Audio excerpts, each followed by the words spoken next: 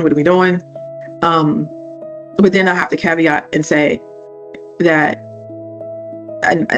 some are not necessarily going to feed into, not going to believe this, because everyone has their own beliefs. But people do have gifts, psychic gifts, and people do have the ability to see spirit, to talk to spirit. Those that have transitioned, so on and so forth, right? So it does occur. So initially, before I even talked to the doctor, I asked the doctor who, what was really going on, because she would tell me that she would see her grandfather.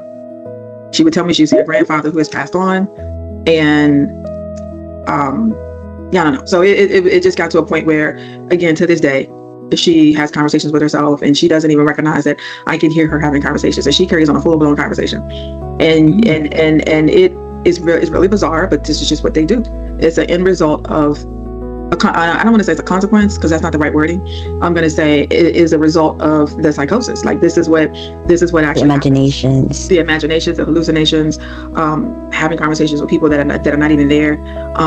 It blows your mind, and then think about this. You think about, people that are, and that's, we're gonna talk about bipolar, because I'm not gonna think about schizophrenia and others, but you think about bipolar, people often will commit suicide, right? And so let me tell you what I have to do.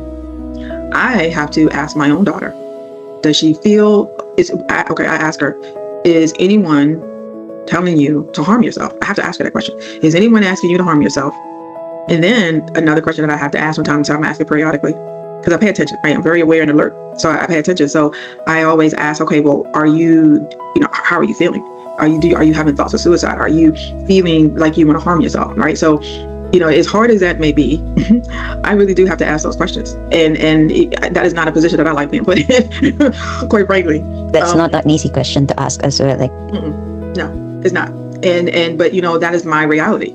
That is my reality. And that's what happens every day. Not every day, but it does happen. So I can't tell you how often, because I don't know. I don't really pay attention to how often.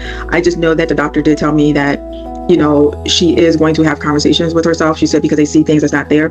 And the doctor told me that as long as no one is telling her to harm herself, she told me don't worry about it. And I'm telling you, that was a hard pill to swallow. Because when I tell you, at one point, I felt like my home had turned into a mental hospital, if you will, or a mental ward, if that makes any sense.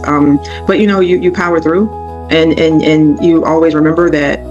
I'm very spiritual based anyway, so I always remember that God never puts any more on you than you can handle, and that is what helps me to power through and get through, and continue to support and help her as I have been doing.